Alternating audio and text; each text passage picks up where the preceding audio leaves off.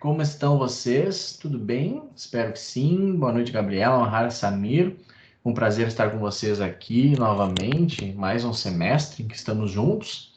Estamos aqui na disciplina de estágio supervisionado 3 e nessa disciplina hoje, a aula de hoje, melhor dizendo, é uma aula de apresentação sobre como que vai ser a sistemática da nossa aula, o que que a gente vai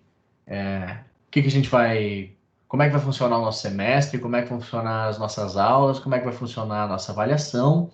A ideia é conversar um pouco sobre esses pontos mais burocráticos da nossa disciplina, envolvendo a nossa disciplina, e depois nós vamos ver qual o conteúdo que vai ser estudado no decorrer do nosso semestre, quais os tópicos que nós vamos trabalhar, os tópicos que nós vamos estudar. Beleza, galera? Qualquer dúvida que vocês tiverem, levantem a mão, falem, abram aí o microfone, abram a câmera, fiquem bem à vontade. Qualquer dúvida que vocês tiverem, podem falar, tá? Eu vou botar aqui no chat o meu e-mail,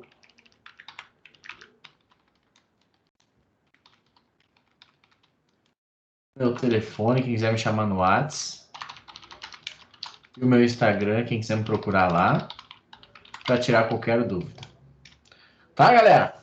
Então vamos lá, olha só, vou compartilhar com vocês aqui meu plano de ensino. Vocês enxergam? Alguém bota sim ou não aí, por favor, no chat. Ainda não está aparecendo. Vocês estão enxergando. Sim, obrigado, Samir. Então, olha só, estamos aqui na disciplina de estágio supervisionado 3. Eu sou Felipe Fauro Bertoni, deixei ali meu contato, quem tiver qualquer dúvida. Sobre o que a gente vai conversar nesse semestre? Primeiro, nós estamos falando sobre direito processual penal lá no primeiro momento em que ele acontece. Então, lá na investigação preliminar, depois na instauração do processo e tudo que circunscreve a existência desse processo. Então, aqui nós estamos falando sobre a primeira instância, sobre a fase primeira, né? A fase pré-processual, ou seja, a investigação. Se um sujeito ele é preso em flagrante, o que acontece depois da prisão em flagrante? O sujeito permanece preso? Quais sujeitos permanecem presos? Todos ou somente alguns? É possível que um sujeito que tenha sido preso em flagrante responda ao processo em liberdade ou não?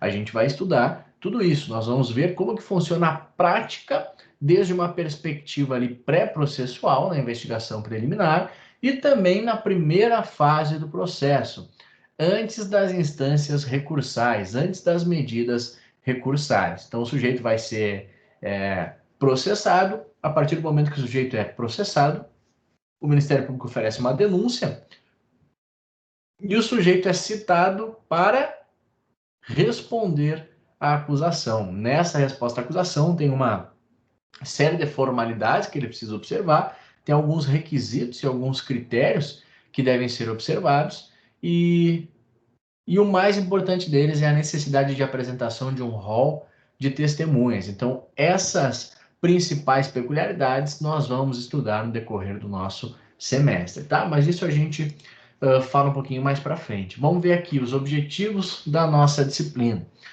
A disciplina visa a consolidação do conhecimento teórico a partir da prática. Para tanto, o estudante experimentará atividades de diversas profissões jurídicas, participando de situações simuladas e reais.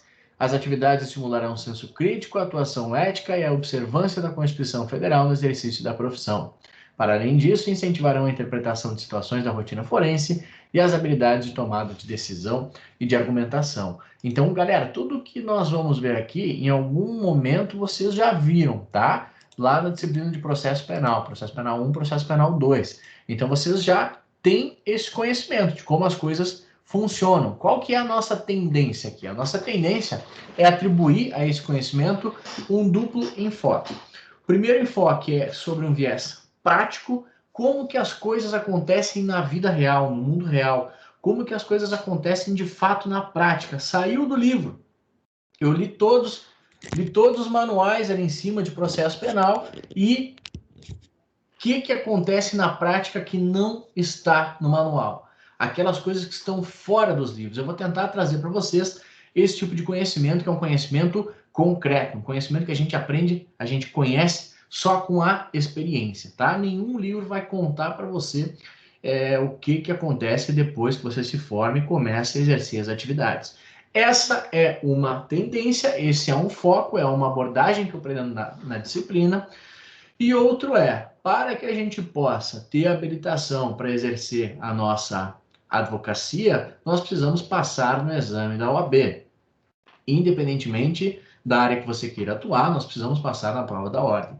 Ainda, mesmo que você não queira advogar, não queira fazer o exame da OAB, talvez você queira fazer um concurso público da mesma forma, demanda aprovação em um certame. Então a gente vai tentar ver que tipo de conhecimento relacionado aqui à nossa disciplina acaba sendo cobrado em concurso público. Então a gente vai tentar fazer a transição sobre essas duas realidades, tá? A realidade prática, como que as coisas de fato acontecem, e a realidade no âmbito de concurso público, no âmbito de preparação para a OAB.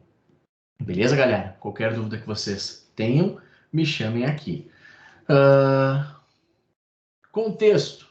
O programa propõe a experimentação de prática forense através da análise da discussão de casos e da elaboração de peças processuais. Durante o nosso semestre, a gente vai se deparar com algumas situações, problemas, alguns casos concretos para os quais nós precisamos apresentar a resposta, para os quais nós precisamos apresentar a solução. Então, o examinador, ou seja lá quem for, vai nos dar um caso real, vai nos dar um caso concreto. Fulano de tal fez isso, isso, isso e aquilo, e aconteceu com ele isso, isso e isso. Você, na condição de advogado, faça a medida adequada. Ou você, na condição de promotor de justiça, apresente a medida adequada. Ou você, na condição de vítima, apresente a medida adequada. Então, a gente vai tentar trabalhar com circunstâncias da prática, beleza?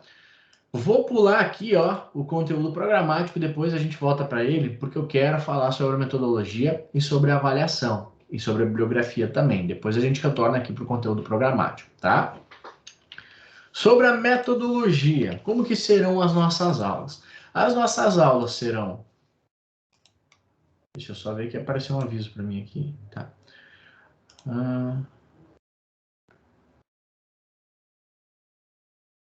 Onde é?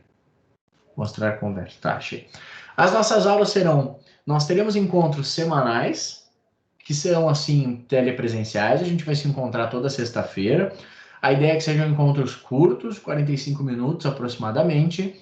E eu vou postar para vocês também algumas aulas. Então, vocês vão ter um conteúdo de aula que eu vou postar, junto com outros materiais, junto com exercícios. E nós teremos também toda semana esse horário, encontros telepresenciais, síncronos, nos quais a gente vai conversar nós vamos falar sobre a matéria, vamos aprofundar alguns pontos da matéria, vamos resolver alguns exercícios, vamos fazer algumas atividades para fins de aprofundar o nosso conhecimento, para fins da gente estar mais habilitado, digamos assim, no desenvolvimento do conteúdo que a gente está estudando, tá? Sobre a avaliação, agora é importante, galera, olha só, como que vai funcionar a avaliação no nosso semestre. Nós teremos uma prova valendo 2 pontos, outra prova valendo 2 pontos, e nós teremos durante todo o semestre algumas atividades que serão postadas no Moodle. O conjunto de todas essas atividades que serão postadas no Moodle valem também 2 pontos. Então, a gente tem 4 pontos de prova, 2 pontos de atividades postadas no Moodle, isso dá, então, 6 pontos, e nós vamos ter uma pasta virtual que vale 4 pontos. O que precisa ter nessa pasta virtual? As peças processuais que nós vamos trabalhar no decorrer do semestre. Então, no decorrer do semestre, a gente vai fazer algumas peças. Como que vai funcionar isso?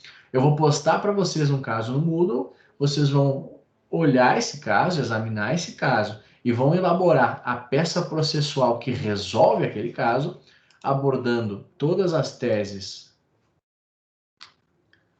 Só um pouquinho que alguém... Eu recebo umas notificações aqui, eu acho que é alguma coisa, mas não é nada. Solicitou acesso, tem alguém solicitando acesso, será? Ih, Jesus, me perdi. Tá. Eu vou postar os casos para vocês e vocês vão apresentar a resposta de forma manuscrita. Eu vou corrigir, vou devolver para vocês, e lá no final do semestre vocês apresentam aí a pasta contendo todos os casos trabalhados no decorrer do nosso semestre, a versão manuscrita e a versão digitada com as correções apresentadas por mim. Professor Felipe. Beleza? Alguém quer fazer alguma pergunta? Brilhou o nomezinho aqui. Cauana. A Cauana. Brilhou o nome da Cauana aqui.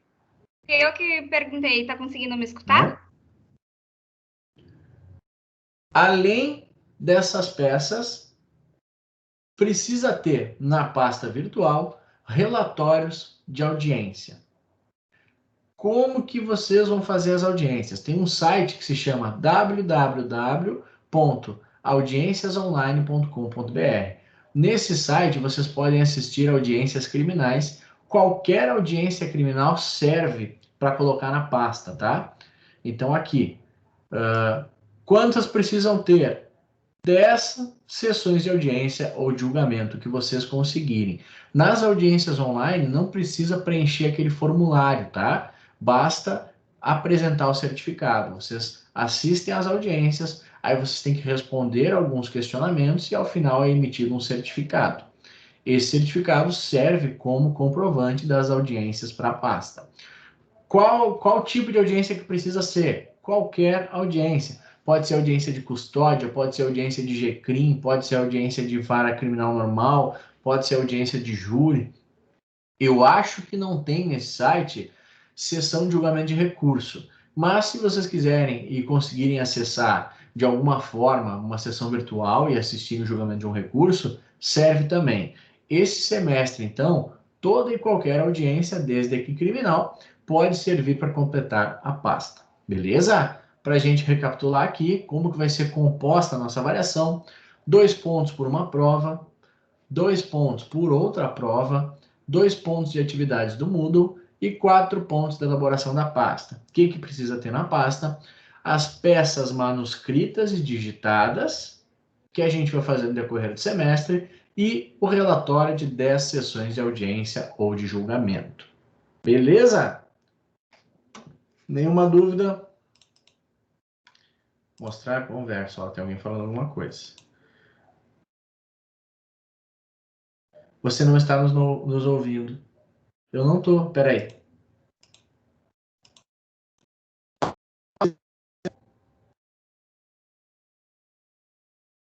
Eu mudei um troço aqui.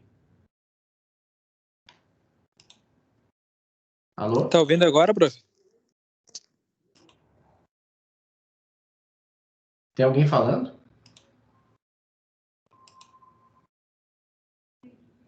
Alô? Tá ouvindo, professor? Ó, vocês estão falando? Eu tô tentando falar, certo? Tá Que escutando? bosta. Pera aí.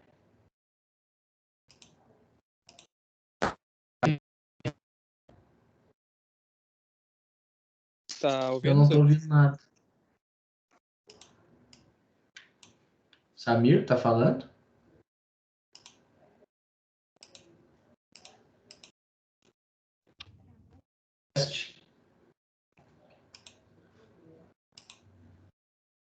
Eu tentei, eu tô ouvindo o Samir. Eita, galera, eu acho que eu não tô ouvindo. Eu tava com. Chegou, o senhor não nos escuta, mas entre nós. Vocês estão me sabotando. Vocês estão me sabotando, me multaram aqui. Galera, eu acho que eu sei o que foi. Eu tava com. Chegou um troço novo aqui no escritório, eu tava usando ele, só que aí eu tirei para botar a caixinha de som que eu tava acostumado. Só que sei lá eu por que raios não está funcionando. Eu tentei mexer, ó. Pera aí. Agora eu acho que agora tá saindo som. Pera aí que eu vou testar na internet aqui. Vamos ver.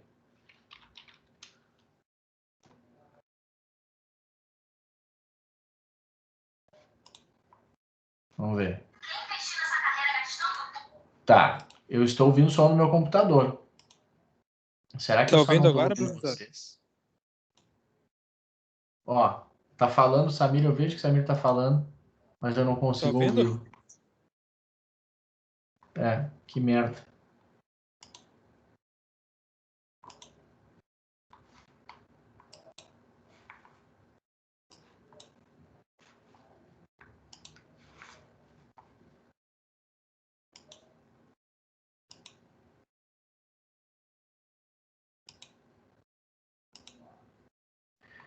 Vamos à luta. Galera, eu vou resolver isso, tá? Não sei o que deu aqui. Certo, reiniciando o Teams funciona, sei lá. Vou resolver isso aqui. Na próxima eu já terei ouvidos para vocês, tá? Me desculpem aí a falha técnica. Vamos lá, então. Mais alguém tem alguma dúvida? Se quiser fazer aí pelo chat. Mandar uma perguntinha. Isso. Qualquer coisa vocês escrevam aqui, por favor. Eu vou resolver esse negócio. Galera, então aqui as audiências podem ser de quaisquer natureza, desde que criminal, tá? Vamos conversar um pouquinho sobre a nossa bibliografia. Quais são os livros que eu recomendei para vocês aqui?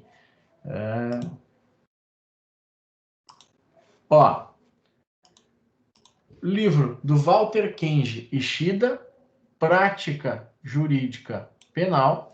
Esse livro ele é bem didático, ele é bem tranquilo, é uma leitura fácil, ele tem modelos de peça, ele trabalha com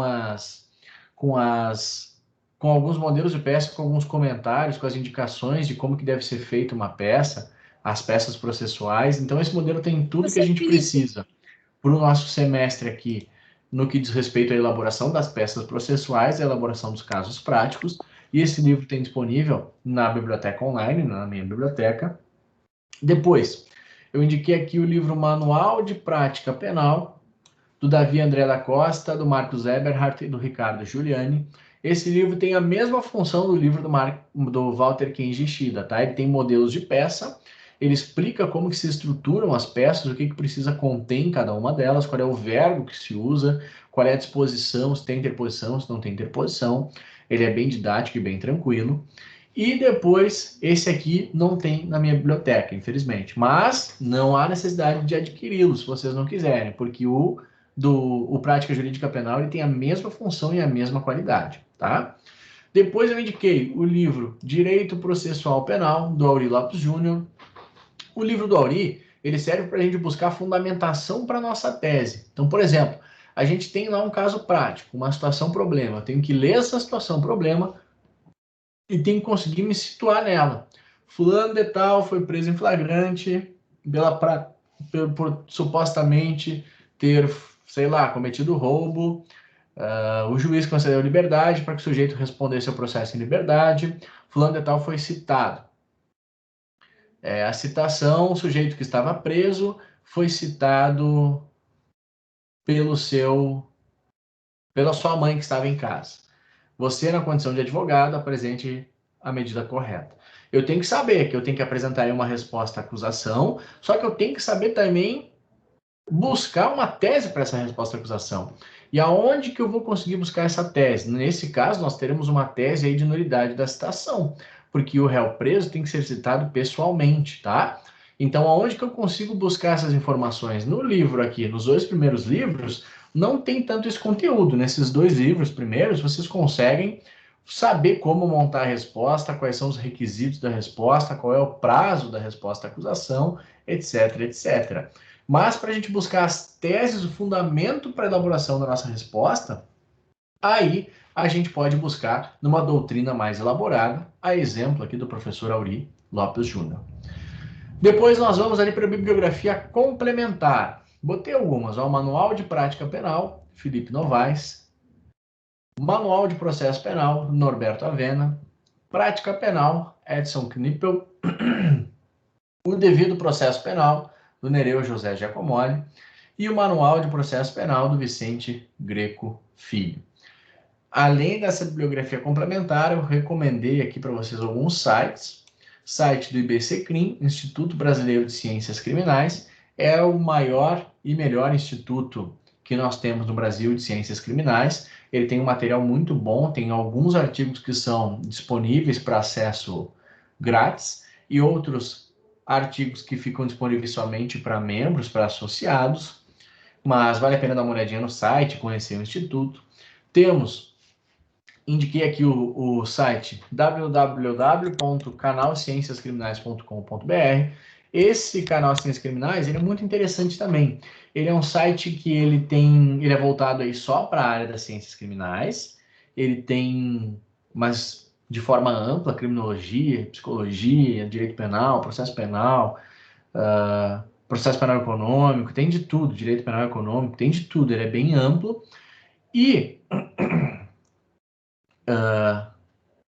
quem tem interesse, quem tem vontade, quem quer publicar, quem tem intenção de publicar algum artigo, esse é um site bem legal para iniciar, porque não é difícil publicar nele. Se você, sei lá, fez um trabalho já ou gostou de algum tema e quer escrever ali 1, 2 páginas, é possível que você faça e publique esse seu artigo no site do canal Ciências Criminais, que é um canal com bastante destaque, um canal sério, um site, um portal jurídico sério e que tem uma possibilidade de conseguir fazer essa publicação, tá?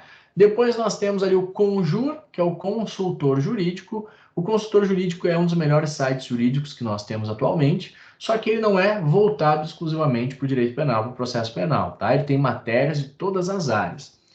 Mas o que sai de publicação no Conjur normalmente tem bastante relevância, normalmente é bem fundamentado, normalmente vale a pena dar uma olhada. Beleza, galera? Se vocês tiverem qualquer dúvida, quiserem fazer qualquer pergunta, colocação, mandem no chat, por favor, porque eu estou surdo. Eu vi que a Cauana levantou a mão. Cauana, tu quer falar alguma coisa? Eu acho que eu não vou te ouvir. Mas se tu quiser escrever...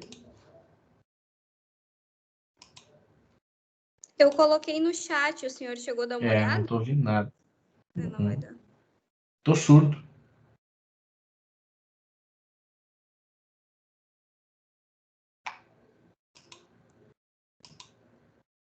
Se vocês puderem escrever, eu agradeço. Ó, as peças, antes de serem feitas, vão ter um esboço para ver como é feita. Espera aí.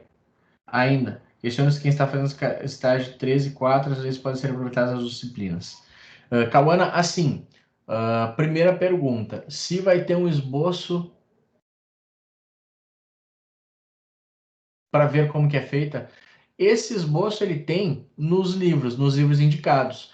Talvez de uma ou outra mais complexa eu coloque um modelo, mas em qualquer dos livros ali indicados de prática, eles já têm modelos, tá? Eu posso também tentar providenciar, mas isso vocês facilmente conseguem acessando a minha biblioteca. Primeira pergunta. Segunda, se as audiências podem ser aproveitadas? Pode, não tem problema. Quem está fazendo estágio 3 junto com estágio 4 tem que apresentar 10 audiências para cada disciplina.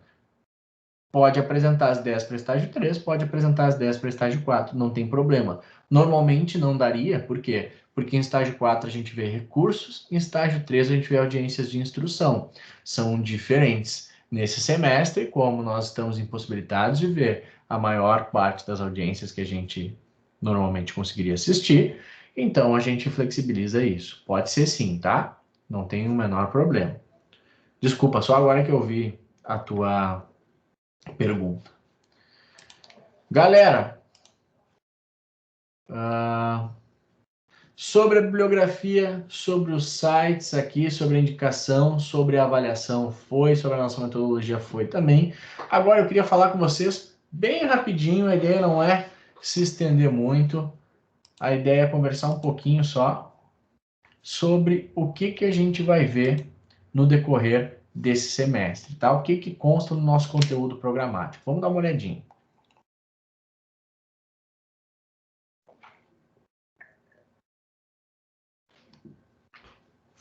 Olha só. Primeiro ponto. Noções introdutórias, compreensão da situação problema e identificação da peça. Eu vi que a Cauane e a Gabriela estão com a mão levantada. Vocês querem fazer alguma pergunta? Ou só ficou por equívoco?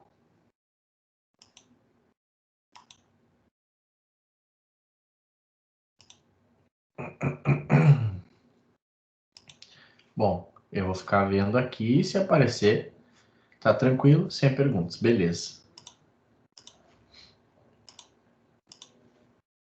Então tá, vamos lá. Noções introdutórias, compreensão da situação problema e identificação da peça. O que eu quero dizer com isso, galera? Eu quero dizer o seguinte, ó. É importante que a gente aprenda, que a gente saiba se situar dentro do processo. Então, noções introdutórias e compreensão da situação problema, identificação da peça, é importante que a gente, quando veja um relato feito pelo examinador, um caso concreto que aparece para a gente, que a gente fique atento para algumas peculiaridades que já chamem a nossa atenção e desperte um senso crítico para que a gente consiga se situar dentro do processo. Por exemplo, existem algumas informações que elas não estão por acaso nos enunciados. A gente precisa tentar identificar quais são essas informações e por que elas estão lá. Um exemplo, se num processo, numa situação problema, numa prova de ordem, num caso prático, o enunciado nos dá a idade do réu, isso pode nos significar algumas coisas, pode ser importante para a gente. Por quê? Porque a depender da idade do réu, o prazo prescricional cai pela metade, ou ainda, se o réu for menor de 21 anos ao tempo do fato, ele tem direito à atenuante da menoridade relativa. Então, essa informação, sempre que eu bater o olho, eu tenho que checar. Fulano de tal, cometeu o crime tal, nascido no dia tal, eu pego, tem que ser algo automático, eu pego essa informação e vejo se ela me diz alguma coisa ou se era uma informação que está no enunciado somente para me atrapalhar, somente para fazer com que eu perca o foco, mas eu não posso deixar de checar essa informação, tá? Depois, eu preciso aprender ali a ver o enunciado e entender se eu estou na fase investigativa, se eu estou na fase processual ou se eu estou já em fase recursal. Eu tenho que examinar aquela situação, problema, para ver onde é que eu me situo. Por exemplo, se o examinador diz para mim que houve o trânsito em julgado da sentença penal condenatória, essa é uma informação extremamente relevante. Por quê? Porque eu já sei que a peça cabível para essa situação problema, para esse caso prático, é uma peça que não pode ser feita sem o trânsito julgado. Ou melhor, eu sei que a maior parte das peças processuais eu já consigo eliminar. Eu sei que não é resposta à acusação, eu sei que não é apelação, eu sei que não são memoriais. Por quê? Porque para que tudo isso seja aceitado dentro de um processo, eu não posso ter, seja aceito dentro de um processo, eu não posso ter trânsito em julgado. Então, se o enunciado me diz ali que houve o trânsito em julgado da sentença penal condenatória, eu já sei que eu estou diante ou de uma revisão criminal ou de um requerimento na execução penal ou do recurso de agravo em execução. Isso é importante, tá? Eu tenho que aprender a fazer essas distinções. Depois a gente vai falar um pouco ali, o ponto 2. Estudos de caso e elaboração de peças, investigação criminal e procedimentos. Aí a gente vai falar ali, ó, requerimento de instauração de inquérito e representação do ofendido. Então, nessa modalidade de atuação, eu vou estar defendendo a vítima. Se eu peço para o delegado instaurar um inquérito policial, é porque muito provavelmente quem me contratou foi a vítima. Se alguém comete estelionato contra mim, ou se alguém comete um crime contra a minha honra pela internet, alguém começa a me difamar, começa a me injuriar, ou comete uma calúnia contra mim, e eu quero que essa pessoa seja responsabilizada, só que eu não sei quem é, tem um fake me xingando, tem um fake espalhando informações falsas sobre mim. Eu posso requerer a instauração de um inquérito policial? Posso. Eu vou fazer uma notícia crimes para o delegado de polícia ou para o promotor de justiça, a depender da circunstância. Então, nesse movimento jurisdicional, eu estou normalmente no lado da vítima, tá? Depois, sobre prisão provisória, pedido de relaxamento e de revogação. As prisões provisórias são quais, galera? Nós temos a prisão temporária, que é uma prisão na investigação, uma prisão que serve para investigação, e nós temos a prisão preventiva, que cabe tanto na investigação quanto no decorrer do processo. Se o sujeito é preso em flagrante, e esse flagrante tem uma ilegalidade, que provimento jurisdicional eu devo pedir? Eu devo pedir o relaxamento da prisão, porque a prisão ilegal ela deve ser relaxada. Já se a prisão em flagrante não foi ilegal e o juiz decreta a prisão preventiva, porque considerou que há indícios de materialidade e de autoria e considerou que o réu é um risco à ordem pública, por exemplo, aí eu não tenho como pedir o relaxamento da prisão, porque não há ilegalidade. Significa que o cara vai ficar preso? Não, não significa. Eu posso fazer um pedido de liberdade provisória. Se o juiz não deferir meu pedido de liberdade provisória, eu posso aí impetrar um habeas corpus, mas eu tenho que entender qual é o fundamento do meu pedido. Eu tenho que entender que relaxamento é uma coisa e que o pedido de liberdade provisória é outro. Fiquem tranquilos, tá? Que isso tudo a gente vai ver com calma, isso tudo a gente vai conversar. A gente vai conversar tranquilamente, tá? E a gente vai ver os fundamentos e a gente vai ver onde é que isso está situado no ordenamento jurídico. Não tem mistério. Falando ali sobre liberdade provisória, falamos já, né? Se o juiz decreta prisão preventiva, e eu digo que não há motivos para decretar prisão preventiva. O cara é primário, o crime que ele cometeu foi um crime sem violência contra a pessoa. O crime que o cara cometeu foi um crime sem violência contra a pessoa. É possível que eu peça a concessão da liberdade provisória. O juiz não viaja, tá certo? O cara cometeu uma infração penal, em tese ele está respondendo pela infração penal, mas não há necessidade de que o senhor deixe ele preso. Permita que ele responda o processo em liberdade. Qual que é a regra, galera? Responder o processo em liberdade ou responder o processo preso? A regra é responder o processo em liberdade, por conta do princípio da presunção de inocência, presunção de não culpabilidade. O sujeito, enquanto não houver uma sentença penal condenatória com trânsito em julgado, declarando-o culpado, ele é inocente. E por ser inocente, ele deve ter o direito de responder o processo, em regra, em liberdade. Ele só vai ser preso preventivamente se houver motivos que justifiquem. Quais são os motivos? Se ele causar um perigo à ordem pública, se ele causar um perigo à ordem econômica, se ele causar um perigo à conveniência da instrução criminal, ou se ele causar um perigo à aplicação da lei penal. Depois, a gente vai conversar um pouquinho ali, pedido de substituição de prisão por medida cautelar diversa. O legislador inseriu no nosso ordenamento jurídico uma série de medidas cautelares diversas da prisão. Então, hoje, para o juiz decretar a prisão de um sujeito, é necessário que ele diga e que ele conclua que as medidas cautelares diversas são insuficientes.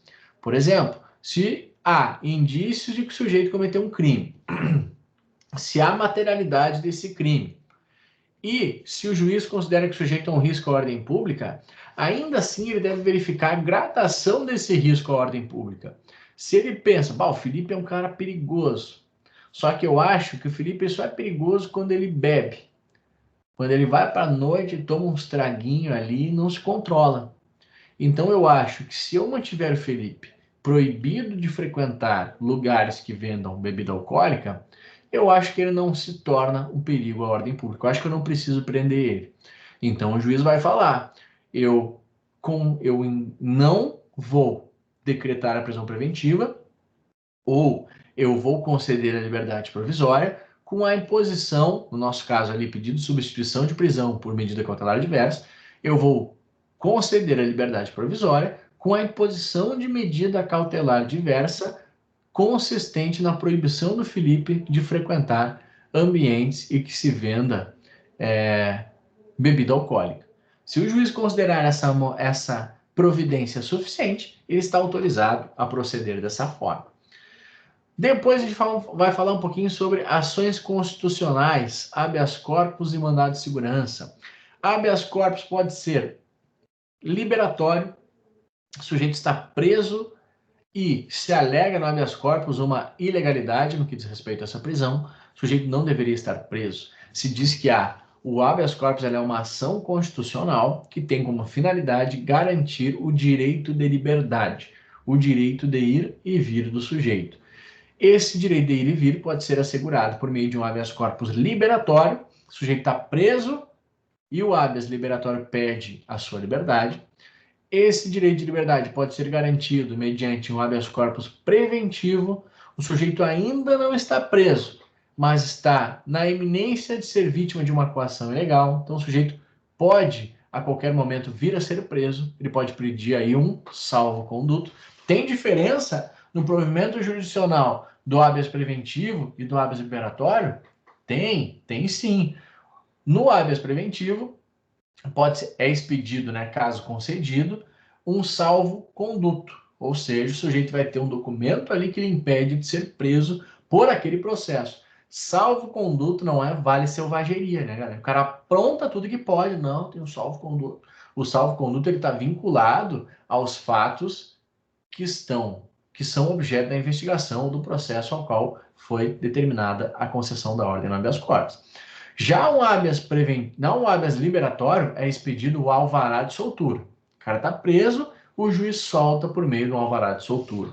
Alvará de soltura clausulado, o que é? É quando o juiz expede o alvará de soltura e manda soltar o cara por aquele processo. Ou, espeça-se alvará de soltura se por outro motivo não estiver preso. Como assim?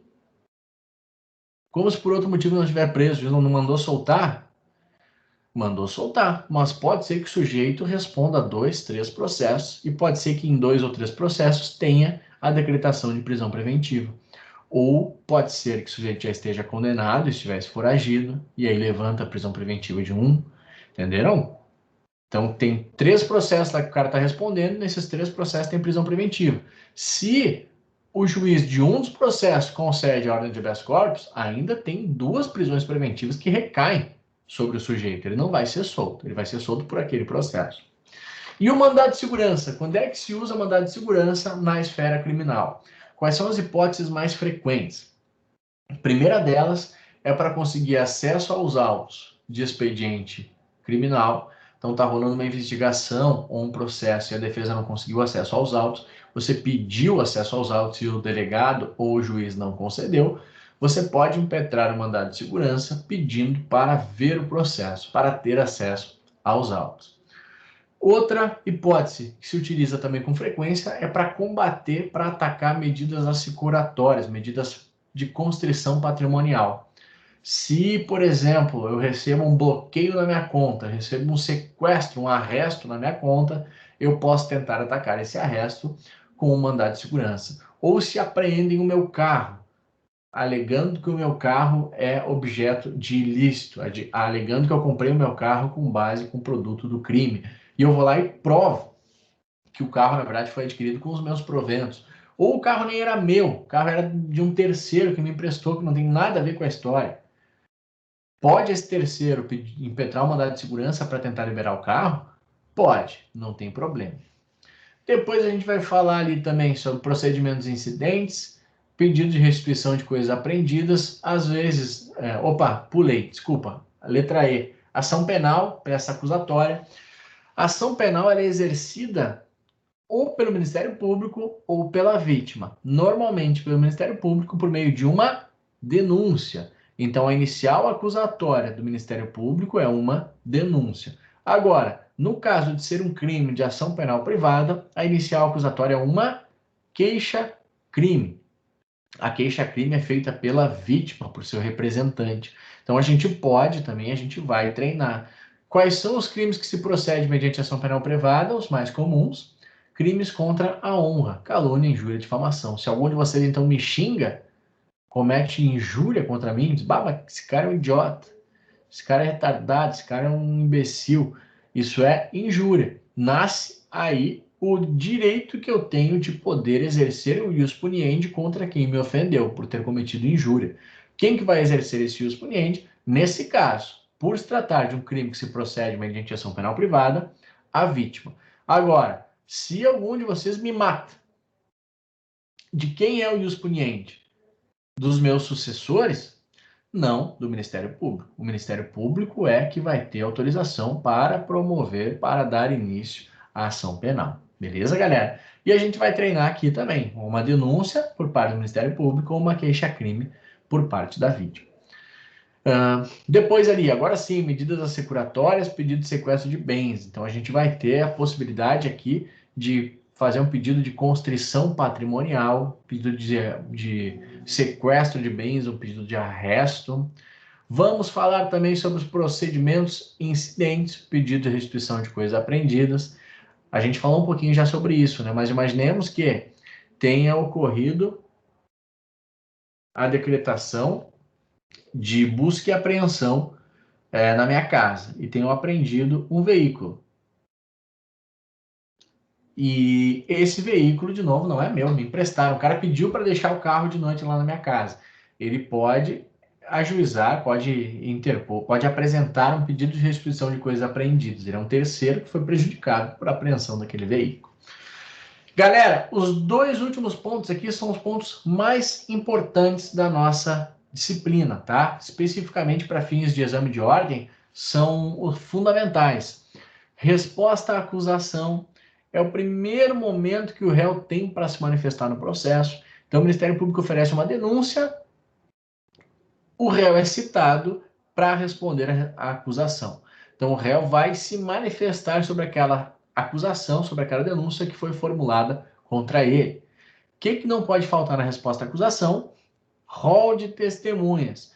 Na resposta à acusação é o momento que o réu tem para apresentar suas testemunhas. Se o réu não apresenta suas testemunhas na resposta à acusação, ele corre o risco de perder essa prova, tá? E por que do lado ele tem defesa preliminar, lei de drogas? Porque na lei de drogas o procedimento é diferente. Na lei de drogas não há possibilidade de oferecimento de resposta à acusação. Na lei de drogas, depois da denúncia vem a defesa prévia ou defesa preliminar, que tem mais ou menos a mesma função da resposta à acusação, mas é um instrumento diferente. Beleza? Agora, dica na prática, para quem quer advogar. Na resposta à acusação, é interessante eu abrir as minhas teses já? É interessante eu dizer como que eu vou me defender na resposta à acusação? Nem sempre. Por que nem sempre? Porque se eu já antecipo o que eu vou falar, eu já dou munição para a parte contrária rebater a minha tese. Então, eu respondo a acusação abrindo minhas teses, chega na audiência de instrução, o Ministério Público sai na minha frente. Ele começa perguntando para as testemunhas, já querendo derrubar as minhas teses. E dificilmente alguma tese será acolhida na resposta à acusação. E para finalizar, galera, nós temos os memoriais. Essa sim é a mais importante para fins de exame de ordem e também na vida real. Os memoriais são uma das peças que mais caem no exame da OAB, porque é a possibilidade, é o momento que o réu tem para alegar tudo na sua defesa. Então, é o momento que o réu tem que arguir todas as teses, nulidade, as teses de mérito, e deve falar também sobre a aplicação da pena, tá? Então, é o momento que acontece lá depois da instrução processual, o réu foi denunciado, ele respondeu à acusação, houve audiência de instrução e julgamento, na qual foi ouvida a vítima, depois foi ouvida as testemunhas arroladas pela acusação, depois as testemunhas arroladas pela defesa, o réu foi interrogado, apresentaram-se diligências, depois das diligências, o réu é intimado para apresentar memoriais. Aliás, quem que é intimado antes para apresentar memoriais? A acusação ou a defesa? Primeiro é intimado o Ministério Público. Primeiro é intimado a acusação para apresentar memoriais, para falar. Por quê? Por que primeiro fala o Ministério Público? Porque a defesa vai falar por último para fins de adimplir o seu direito de ampla defesa e o seu direito de contraditório. Então, a defesa vai falar no final. Porque ela tem o direito de rebater aqueles argumentos de quem está acusando o réu. Beleza?